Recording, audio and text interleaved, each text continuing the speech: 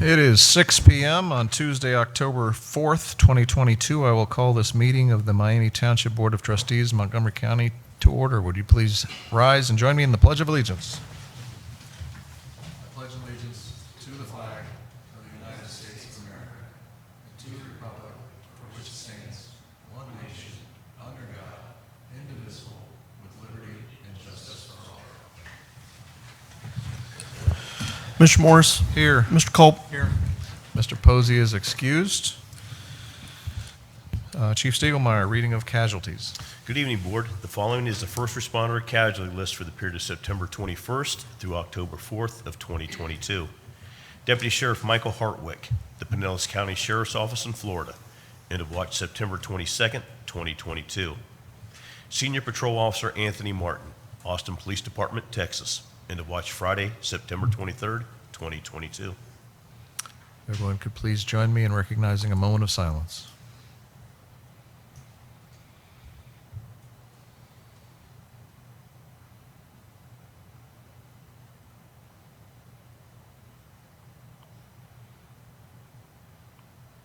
Thank you.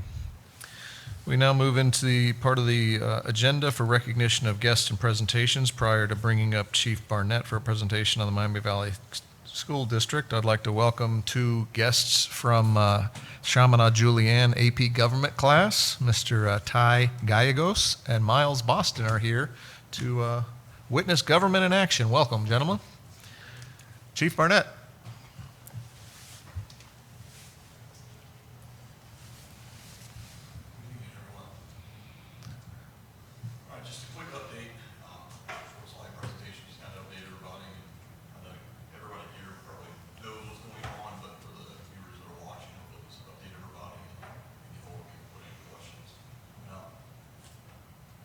So it comes up often, what was the reason for the levy?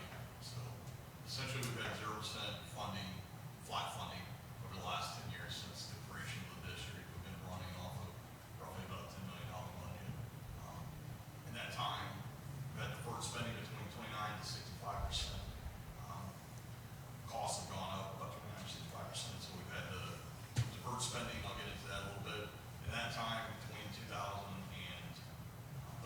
up until current, got about a 40% all-time increase. So everything in the service has gone up. The slide is just representative of, shows 2013 we had a budget of $9,859,195. 2021, our budget was $10,215,873. So a small increase. Most of that is in relation to EMS billing revenue. We were able to bring in a little bit more throughout the years. So deferred spending. So some of the things that we've had to do in the past is with the fire stations. So the stations are just outdated, they're not strategically located. Response right now.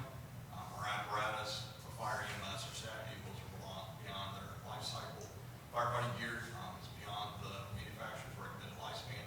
Our life-saving equipment has been unable to purchase vital life-saving equipment throughout the time from 2013 up to current, or 2012 to current. So some of the things we've done, we just have updated our fire stations. We've had two different studies on fire station locations. They both put them in about the same area, but we just haven't been able to update things throughout the years. Apparatus, replace apparatus as we could. Certainly our apparatus they're not where they need to be. A lot of check engine lights, a lot of stop engine lights, but we continue to do that because there's not a good reserve. Firefighting gear, coats and pants are okay.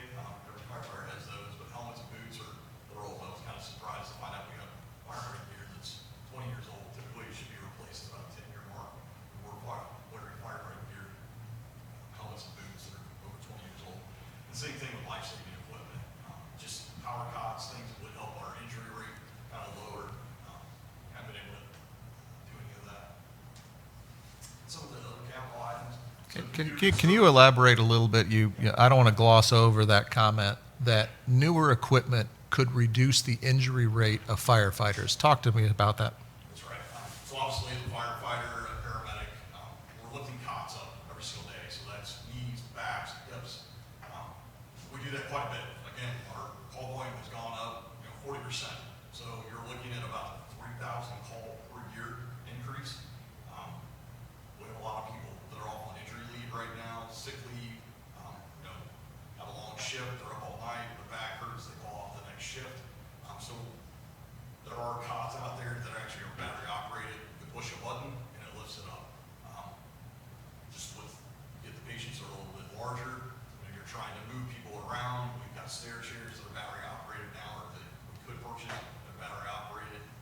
just things that are a little bit more user-friendly, I guess.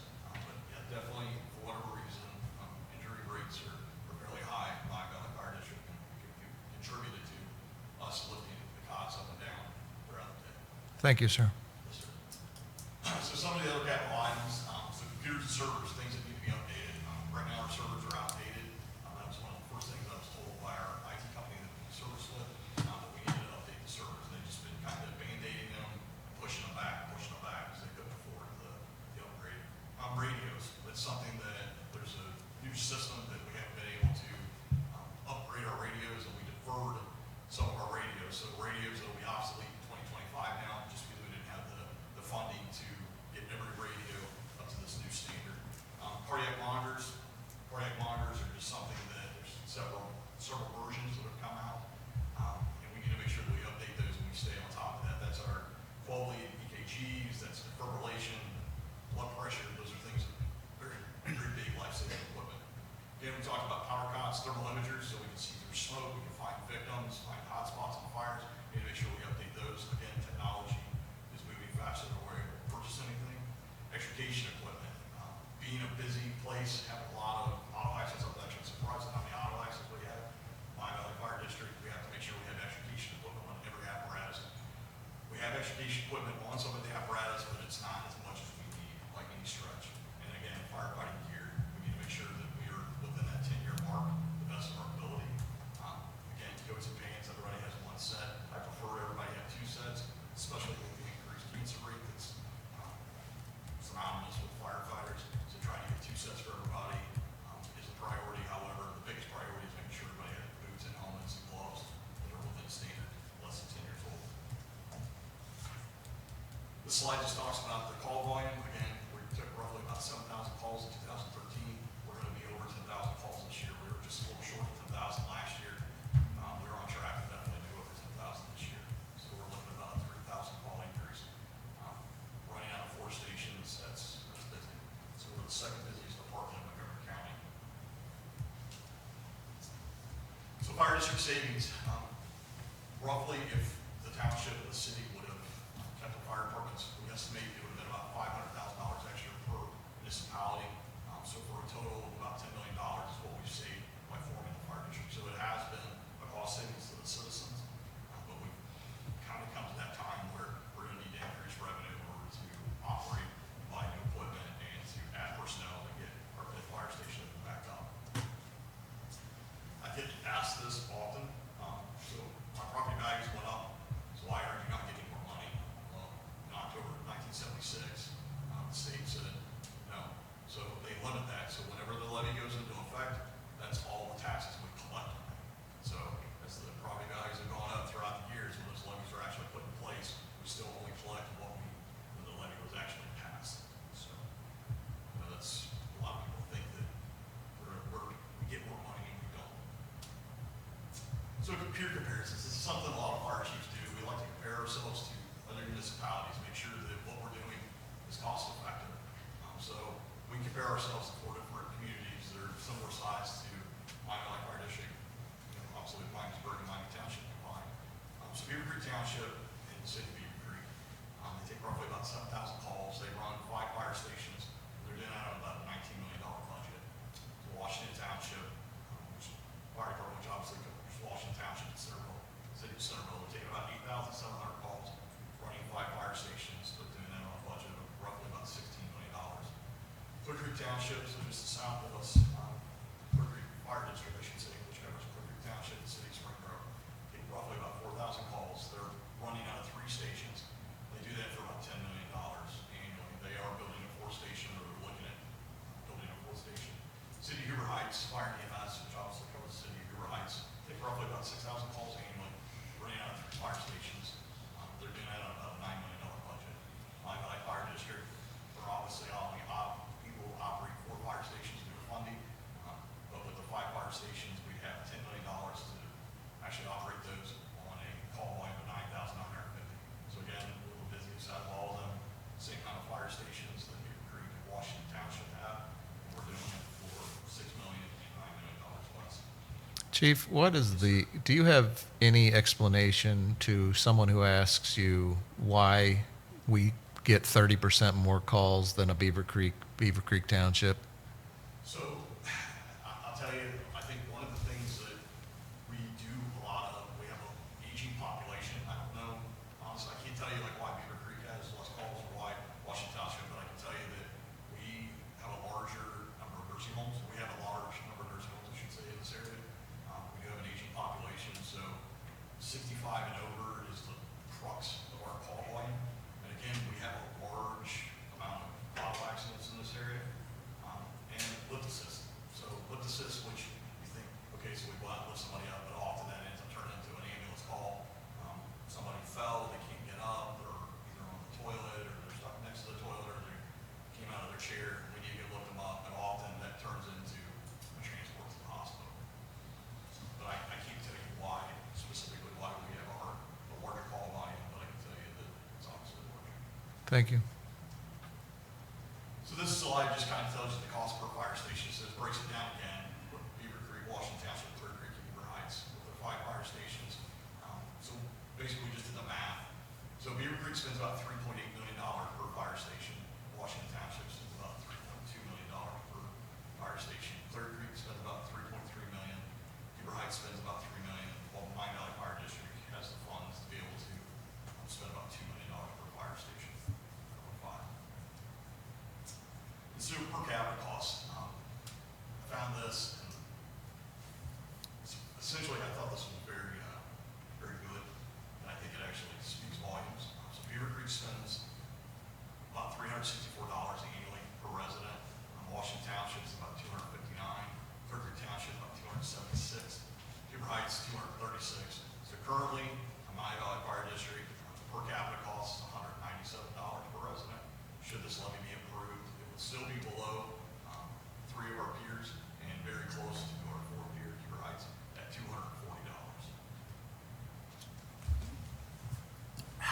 How do you figure that number? How do you calculate that number? So that is, essentially that is how much so you take the whole entire resident population and we divide that by our operating costs. Right.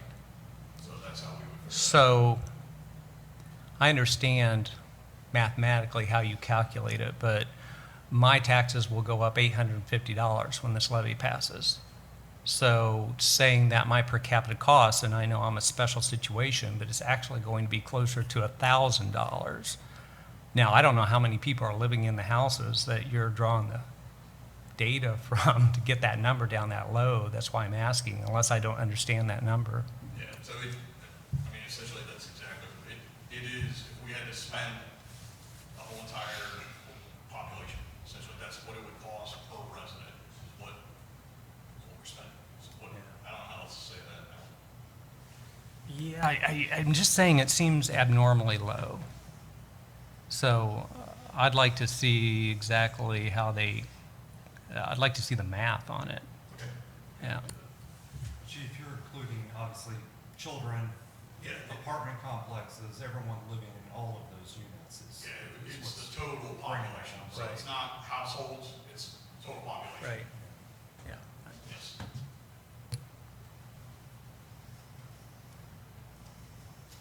All right, so this, the municipality comparison, again, this is, currently how we're funded.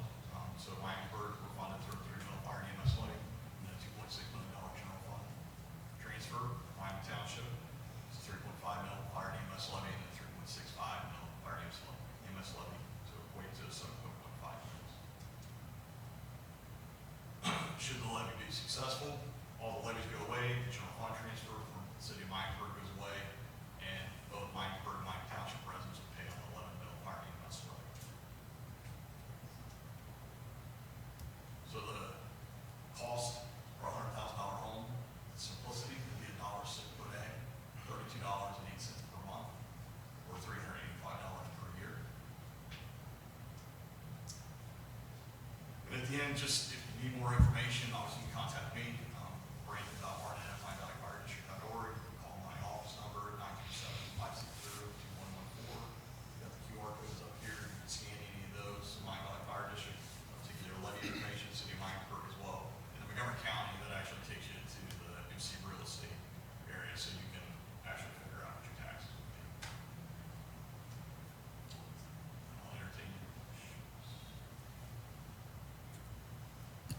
So is it mileage? When we calculate that a piece of equipment, that a truck needs to be replaced, is it mileage? How do we determine that? So typically, so there's industry standards. So industry standards typically are like 10 to 15 years on like a fire engine or a ladder truck. Ambulances are usually about 5 to 8 years. Staff cars are anywhere from 5 to 10 years, just depends on usage. Like a fire chief's car probably doesn't get as much use as what a battalion chief would do, because a battalion chief runs all over the district and then shift commanders, so they're on the road more. Brush trucks don't get used as often, so those are a little less. So typically we will start, like we have an ambulance right now we're gonna have to get rid of, and it's from 2000. So it's, over 22 years old. But we just sent it into the shop, it was having some blue smoke blowing out the tailpipe, and it was gonna cost more than what it's valued at. So it's time to get rid of it. So typically that's what we do, is we'll look and we'll just make sure that, we'll put money into something that's smaller, but once we figure out that the value is lower than what the cost to repair would be, it would be time to replace it. However, again, you have industry standards, National Fire Protection Association kind of sets us across and tells Okay. us that usually about 10 to 15 years for the use. Smaller departments that are rural probably get 20 to 25 years out of their fire engines and ladder trucks. Busier departments obviously have to replace it more often, much sooner. Okay, so there's an annual conference in Indianapolis, I think, a big conference. There's an annual conference in Indianapolis. Are you familiar with that? That's right. Will you be attending that? I attend every single year. Okay, I might want to go with you. What time of the year is that? It's usually in April. Okay. Okay, I might want to go with you because I'd like to see this equipment that we need to replace our equipment with, right? Yeah, absolutely. Okay. You'll see the best of the best. Usually everybody goes there. Usually the fire chiefs all drool because it's once the manufacturers put the stuff out, they put the Oh, yeah. thing that has the bells and Yeah. the whistles. But yeah, you're more than welcome to go with me, and Okay, sounds good. Thanks. absolutely. How do reciprocation and sharing agreements between municipalities and fire departments work for equipment that one district might have that another district might have? And is there a piece of equipment that we're helping others with, or is there a piece that we don't own that we have to always borrow from somebody else? Right. So there's certain pieces of apparatus that don't get used as much. We'll say like an air truck. An air truck is something that when you have a fire and you have to fill up the bottles that we use, that we go into fires with. That's not every municipality has those. So if we have a large fire, we can bring those in from different municipalities. Ladder trucks are a big one. When we first started, Miami Township had a ladder truck. Miamisburg had a ladder truck. Miami Township's ladder truck it would not pass ladder testing, so it's sad. Finally, the frame rails were rusted, and the interim fire chief decided it was time to get rid of it, so he sold that. Typically, that's what ends up happening. Is a lot of the municipalities that they don't need something directly, again, like an air truck or a brush truck. That's a good example. We do have a brush truck. It's from 1986 and a little bit older, but not every municipality has that. So we often go, like we just went to Germantown the other day, Jefferson Township, because Jefferson Township doesn't have a brush truck, so essentially they called us to help with that. That happens often. We're mutual aid agreements. Thank you, sir. Yes. Any other questions for the chief? Thank you for coming in and giving us your time, sharing this presentation, and I know there's an upcoming event. Yes, so on the 24th of October, at the Glass Theater, downtown Miamisburg, doors open at 5:30, 6 o'clock, you'll see a lot of the same information, a little bit more. I've kind of condensed it a little bit, for time frame, but it'll have a little bit more information. So yes, October 24th, 6 p.m. Glass Theater. Presentation on the levy and answer any questions is that event. And that's kind of the main reason is, I know there's a lot of people that have a lot of questions and give you the chance to ask me or, anyone from the fire district questions. Thank you, chief. Yes, sir. All right, with no other guests or presentations, I will make a motion to approve the consent agenda. Is there a second? I'll second. Any discussion? Mr. Morris? Aye. Mr. Culp? Aye. Chief Stegelmeyer, you have new business, motion for liquor permit. Good evening again, Board. Yes, in your packet, I've included an application. It's a new application for a liquor control permit. It's for the Kaboom Brothers LLC, doing business as the Park Grill and Bar, which is going to be taking residence at the old Bar 145 in Austin Landing. The D5J is the new permit that they're requesting. D5J, as you know, is for the Community Entertainment District, the door, so to speak, there for the Austin Landing. We find no reason to contest this permit, and I'll be glad to answer any questions you may have. Do we know where the ownership group is from? Are they local, or? I have no idea. Alex, do you have any idea? That's all right. I'll find out that information later. Thank you. Mr. Schweikert, you have Resolution 85. Yeah, good evening, Board. In your packets, this is a standard housekeeping item for Public Works. Every 36 months, we have to go through contractual pricing with Cintas for towels, office floor mats, rental uniforms. This year, they came back with a significant decrease, so we're pretty happy about that, since it seems like the norm has increased here the past several years. And I'd be happy to answer any questions. This is a 36-month contract. Approximate percentage reduction in cost? It's $6 per piece of equipment, so I can get that number to you if you'd like. Please, thank you. Yep. Mr. McCord, Resolution 86. Yes, sir. Good evening, Board. Resolution 86, first let me apologize for not including a cover memo. Got a little busy this week and I overlooked adding that on here, but I was fairly detailed in the description of the resolution. This is an amended appropriations and revenue projections for the township for fiscal year 22. Learned since the last meeting that one of our businesses did qualify and has met the initial standards for an EDGE grant, and so we're going to need to increase the revenue projections for the township by $200,000 to coincide with the EDGE grant reimbursement amount that will be coming from the county. In addition, we've had some increased technology expenses with the conversion, and we'll talk more about that later. And also our legal expenses we've exhausted what we originally appropriated back in December, and we know we have some ongoing legal expenses, so we're projecting around another 100 to 125 in expenses through the end of the year in legal defense expenses.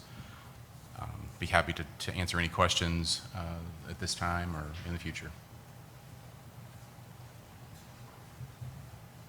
Any questions? No.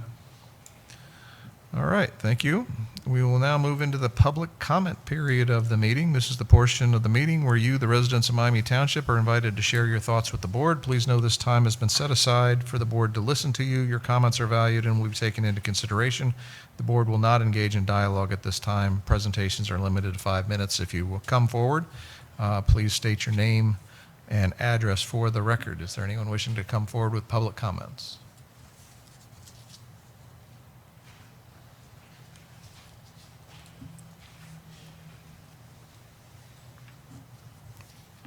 Good evening, Board. My name is Matthew Turton. I'm back. 6600 Jamaica Road, contiguous property is Stony Hill Event Center.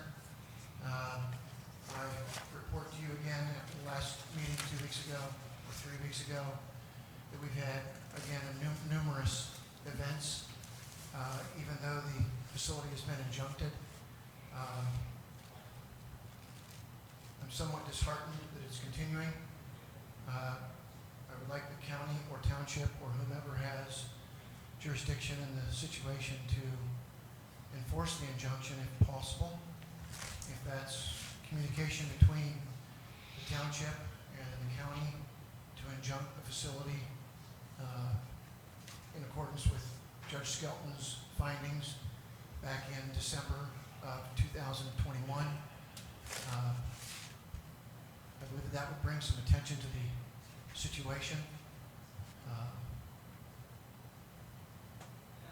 They weren't just Saturday night this weekend, it was Saturday and Sunday, I believe. So my weekends are continuing to be interrupted by disco lights, whatever music they're playing, and just a general disruptance of my peace of mind in our area on the other side of the river. I continue to bring up to the board the noxious weeds that I reported 8 weeks ago. I continue to bring up to the board the potential EPA violation of the urine and fecal material that's probably not been properly put into the septic system or into the engineered facility for waste products that is potentially going into my soil, into my aquifer, into your aquifer, if you pull water from that side of the river,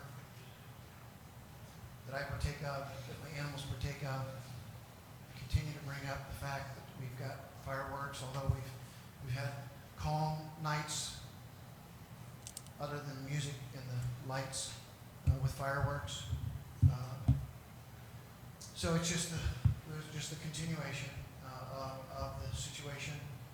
I'm frustrated. I know you know that. I will be inviting everyone on the board,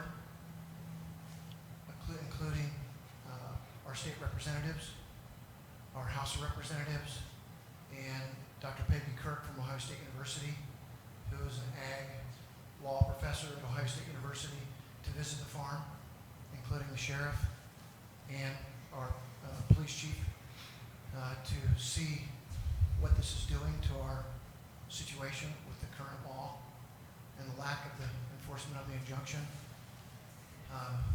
I'm frustrated. I hope we can get something moving. I'm open to any questions or any updates or any information that might be pertinent to the situation. Well, thank you, Mr. Turton. I believe, again, our staff has spoken with you. There obviously was an update on Friday regarding the Second District Court of Appeals ruling on that. We are in communication with our law director regarding some next steps, and we'll be anticipating further action on that. So, but again, I know our staff as well will certainly be in contact and can discuss any other further actions and address some of the questions that you've raised here tonight. So, The adrenaline rush from that good news is supportive, and I appreciate your work and your diligence. Please continue the fight. Thank you for And we appreciate you coming in and keeping us informed. Thank you. Thank you, sir. Anybody else wishing to come forward during the public comment period? All right, we will close the public comment period and move into consideration of votes and or of resolutions and motions. I will make a motion to approve a liquor permit for Kaboom Brothers LLC doing business as Park Grill and Bar. Is there a second? I'll second it. Any discussion? Mr. Morris? Aye. Mr. Culp? Aye. I'll make a motion to approve Resolution 85-2022, a resolution to authorize the Township Administrator to enter into a rental service agreement with Cintas. Is there a second? I'll second. Any discussion? Mr. Morris? Aye. Mr. Culp? Aye. I'll make a motion to approve Resolution 86-2022, a resolution to approve amended appropriation of funds for 2022. Is there a second? I'll second. Any discussion? Mr. Morris? Aye. Mr. Culp? Aye. All right, we now have a couple of public hearings, beginning with zoning case number 449-21. I will make a motion to open a public hearing for zoning case 449-21. Is there a second?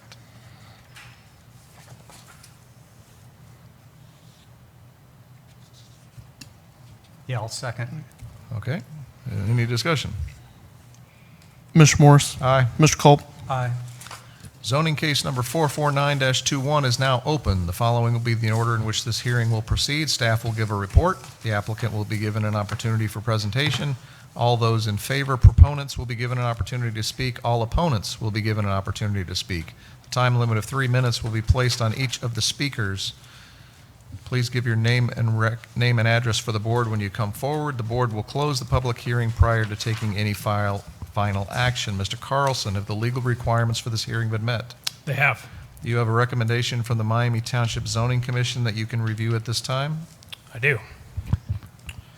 Good evening, Board. First zoning case before you tonight, CC 449-21.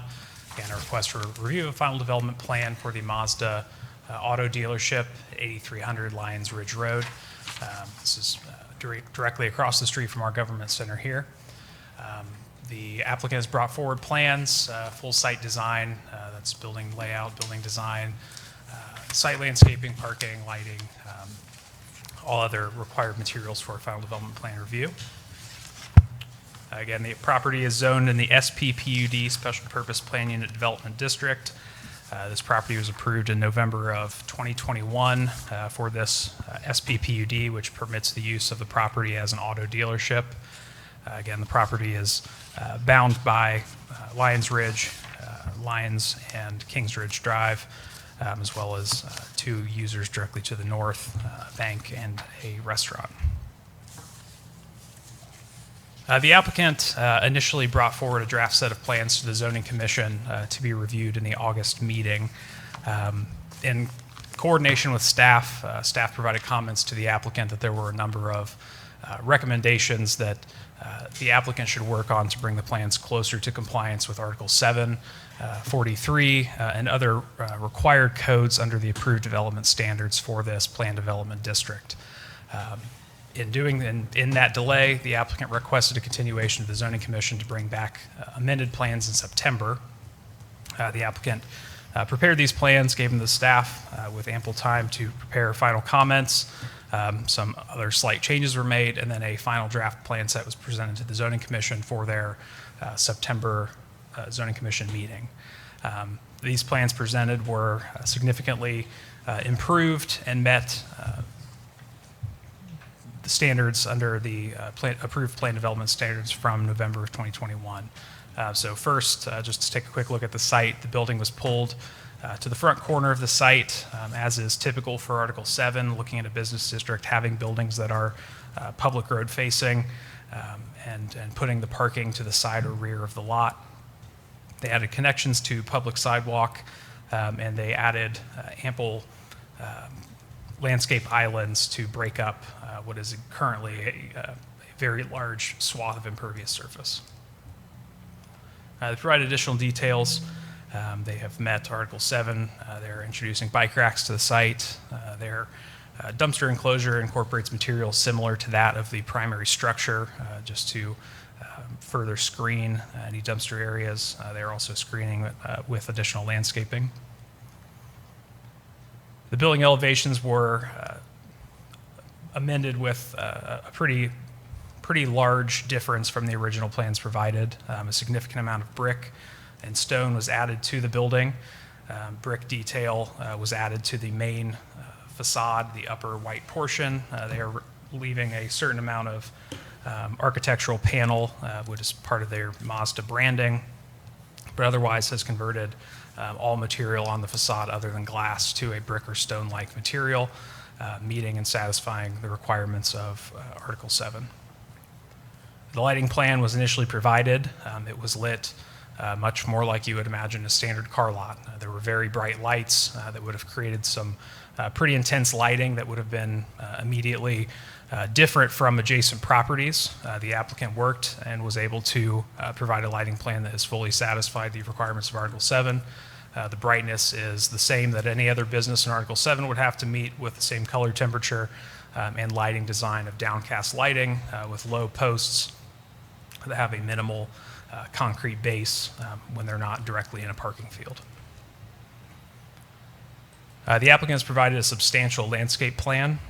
It was designed in a way, discussing with the applicant, to add layers of screening landscaping to help break up, again, this very large impervious surface. A number of the vehicles were pushed to the bottom right for storage, where existing tree and foliage exists on the ODOT right-of-way on between 675 and Montgomery County right-of-way between Lyons Road. And additionally, they have screened all of their property boundaries and met all the requirements of Article 45A, our landscape code. One area they have proposed specific detail for some car display. They have proposed a backdrop of landscaping behind that, between that and the roadway. But again, that is behind the frontage in a parallel line between the building and the roadway. The parking plan, they have provided significant parking for vehicle storage, but have met the requirements for immediately adjacent parking spaces, ADA compliance in discussion with the fire district. Signage, they proposed a fairly standard signage package, everything that would be reviewed under Article 41 at administrative level by staff, nothing that is out of compliance with what would otherwise be approved for a B3 business district. And finally, September 13th hearing, the Zoning Commission recommended approval in a 2-to-1 vote. They did not recommend any stipulations with this vote. Recommended approval of the final development plan. If the board has any questions, I would be happy to discuss.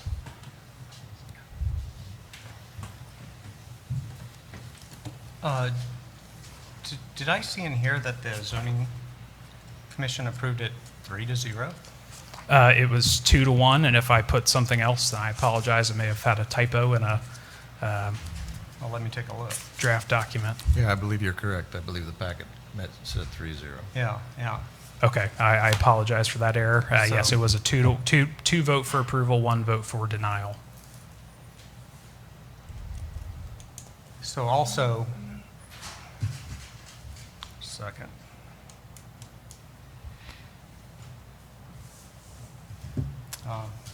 Go ahead.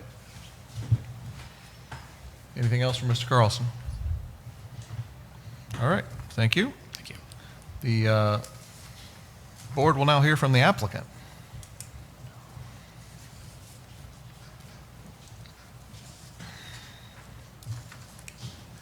Good evening. My name is Robert Reichert. The address is 4780 Socialville Foster, Mason, Ohio.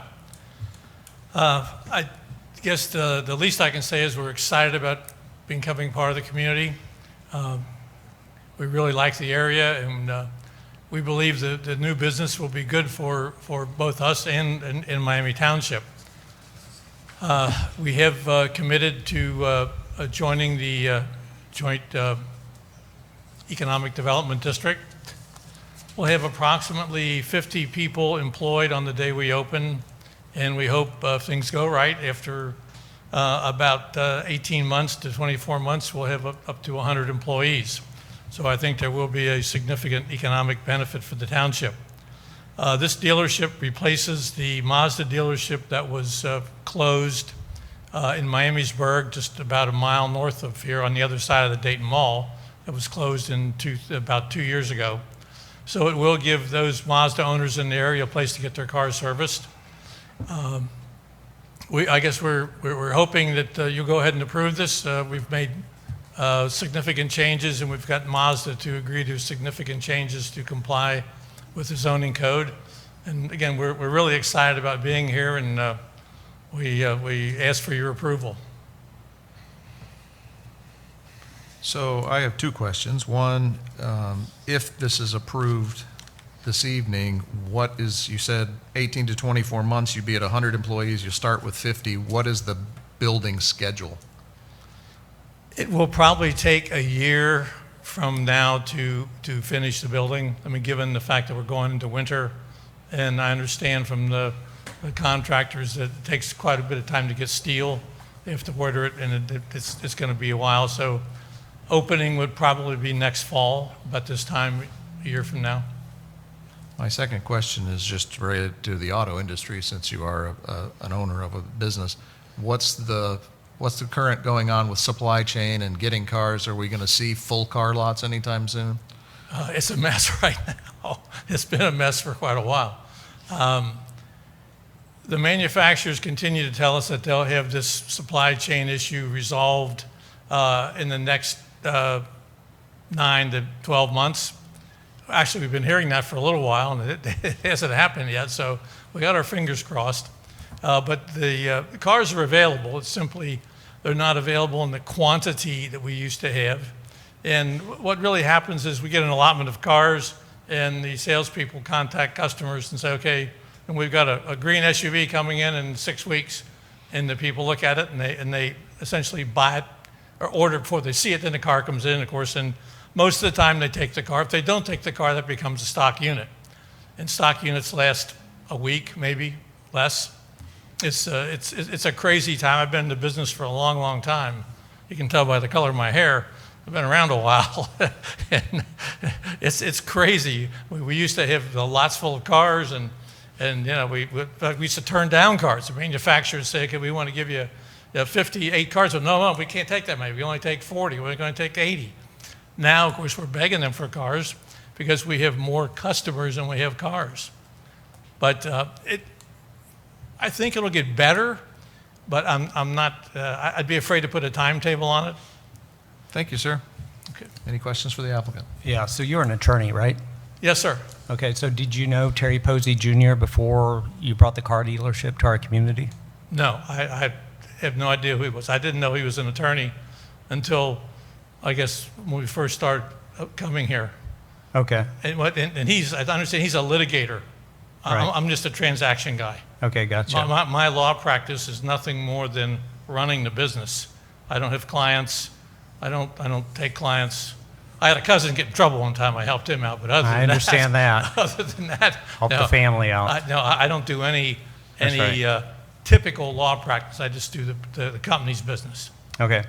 Do you know, and I'm going to ask the township to look into this too, has your company ever done right with Porter Wright, with Porter Wright? No. With, No, we use Coors and Bassett in downtown Cincinnati. okay. That's the law firm we use whenever we have litigation. And fortunately, we don't have much at all, hardly any. Good, good. I'm going to go down the rest of the list. Posey Lentz. No, Posey Lentz. You've never engaged them in any kind of legal No, assistance? Or I'm sorry, I've got the name wrong. It's Foos Lentz. Thompson Hine. No. Okay, thanks. No, the only firm we use is Coors and Bassett. Okay. All right, thanks. All right, thank you, sir. Okay, thank you. Anyone wishing to come forward in favor of the plan? Proponents wishing to give testimony in favor of the plan? Anyone wishing to come forward to give opponents opposed to the plan? All right, seeing none, I will make a motion to close the public hearing for zoning case 449-21. Is there a second to close the case? Yeah, I'll second it. Mr. Morse? Aye. Mr. Culp? Aye. All right, having heard the application and the recommendation of the zoning commission, I will make a motion to approve Resolution 87-2022, a resolution to adopt a final development plan for the Mazda Plan development under zoning case 449-21, land zoned SPPUD, Special Purpose Plan Development District. Therefore be it resolved, the board approves a final development plan for the Mazda Plan development under zoning case 449 and adopts the zoning commission recommendation. Is there a second?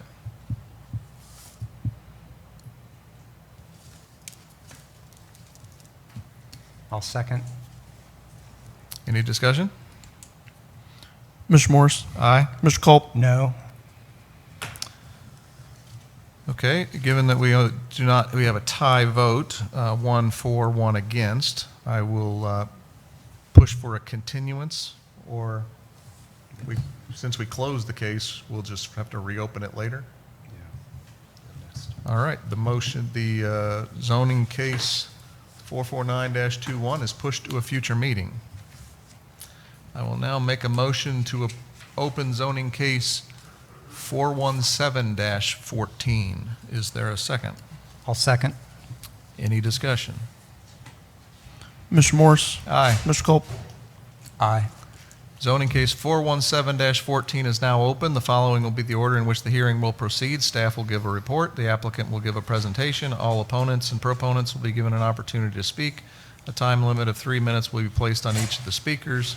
If you come forward, give your name and address for the record. The board will close the public hearing prior to taking any final action. Mr. Carlson, have the legal requirements for this hearing been met? They have. Do you have a recommendation of the zoning commission that you can review with your report at this time? I do. Thank you, board. Final zoning case before you tonight, ZC 417-14, is a proposed plan development regulation amendment to the Austin Park plan development. The specific request is to modify the development standards and plan development to allow use of a Dunkin' and an undetermined office user in lieu of the original proposed single restaurant on Lot 3. We'll take a look at the lots. Again, this lot is zoned in the PD5 planned mixed-use development district directly in front of Austin Park Apartments, directly north of Waldrew Park. The property is the southern of the two non-developed in the Austin Park development. This is a proposed preliminary development plan that shows the Dunkin' on the southern portion of Area 3 and a non-existing office or retail type user.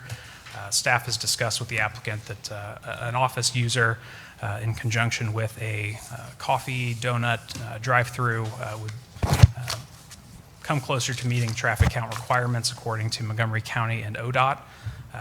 In review with both of these jurisdictional groups, ODOT and Montgomery County, stated that they have no additional traffic concerns for this area, no additional traffic study would be required, and that the estimated counts would be within the margins studied in a traffic impact study done in 2015.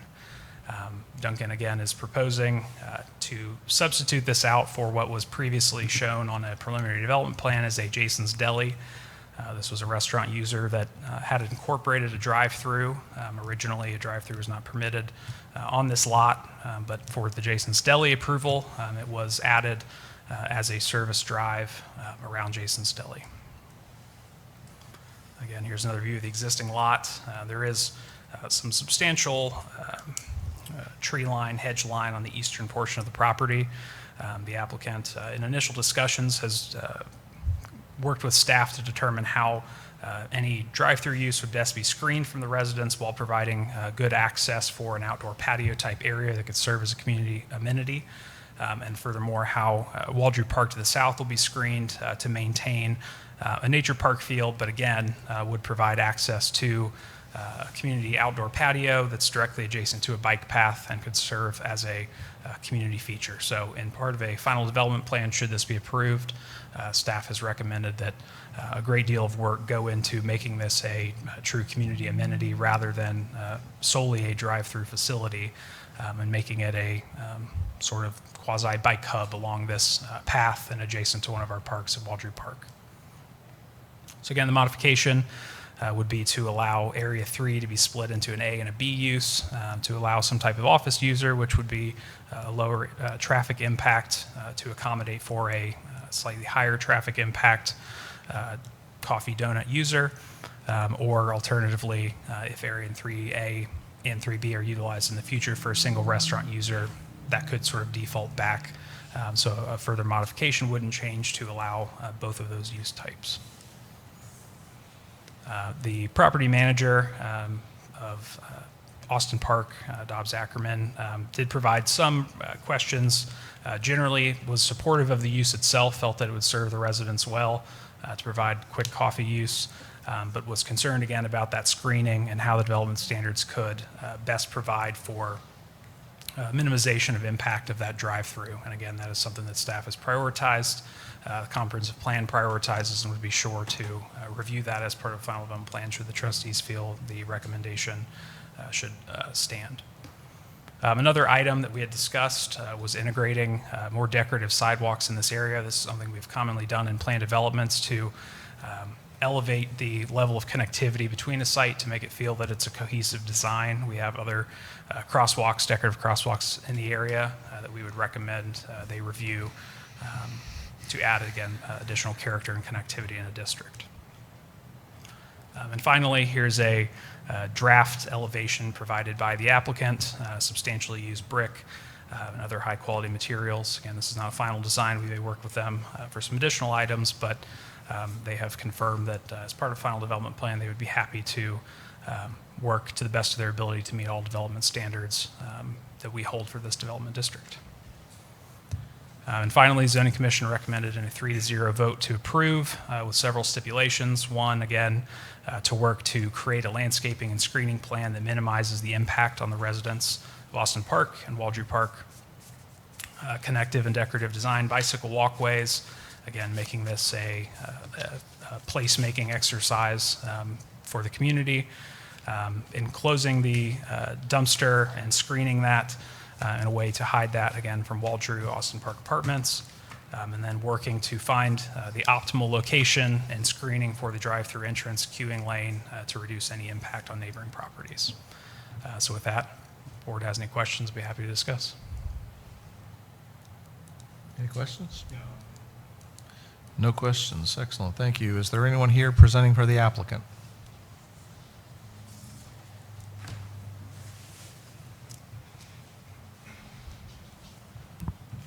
Good evening, Board. My name is Kara Burkhardt. I'm here on behalf of the Gilligan Company. I'm the civil engineer for the project, and I think Alex has done a great job of presenting our project. I would like to say that we're excited to come to Miami Township. We think this is a good site for us, so much so that we're willing to go to a single-lane drive-through, and we've spent significant time working with staff to lay out our site in a manner such that it hides the drive-through to the best of our ability. It's kind of a unique site layout for us. It's not standard. We've agreed to enhance our building materials to meet your code, and so our architect we're already busy working on our final development plan in hopes that you'll approve this tonight. We're putting significant time into some of the features that Alex has talked about. We plan on doing the connectivity. I've got scheduled to meet with our landscaper later this week because we know that's an important piece to the township. So we're pulling that front and center of our, and making sure we get that where it needs to be by the time that we submit for our final development plans. I'm here to answer any questions that you have. Again, we're excited to get going on this project in the township. Thank you. Timeline? We think we're hoping to get through approvals and be ready for construction starting in the spring. And then it's about a 6 months build out for us, so maybe mid to late summer. Thank you. No further questions. We will now hear from any proponents. Anyone in favor of the plan wishing to come forward? Seeing none. Any opponents? Seeing none. I will make a motion to close the public hearing for zoning case 417-14. Is there a second? I'll second. Mr. Morris? Aye. Mr. Culp? Aye. I will make a motion to approve Resolution 88-2022, a resolution to adopt a plan development regulation amendment to the Austin Park Plan Development under zoning case 417-14 for land zone PD5 planned use district. Therefore be it resolved, the Miami Township Board of Trustees adopts the plan development regulation amendment under zoning case 417-14 and approves the zoning commission recommendation. Is there a second? I'll second. Any discussion? Mr. Morris? Aye. Mr. Culp? Aye. Very good. Department head comments. Have none, thank you. Just wanted to answer your question from earlier, and it's a 7.5% decrease, and I have no further comments. Thank you, sir. Just quickly to address the question of ownership of Park Bar and Grill. It's the same owner as Basil's on Market Restaurant. I'm not sure if they're local or not, but that's the owner of that. I can look into that and hopefully make good contact with them to further discuss some of their plans and Thank you. come through permitting. Mr. Schweikert, I go back to you. Is there when are we going to start leaf collection? And what's the plan this year? Leaf collection, we are planning on starting on Tuesday, November 1st, and we anticipate it running roughly 6 weeks. It also depends on how quickly the leaves fall and how heavy the season is. So, but that's our anticipation. It will be right after Halloween. And is there a schedule somewhere that's posted online that people can see when their neighborhoods are going to be touched? There is. There's a schedule online on our township website under the Public Works section. We have a leaf collection, and I will be providing weekly updates for the residents, too. Thank you. Mr. McCord? I don't have anything tonight, sir. Mr. Snyder?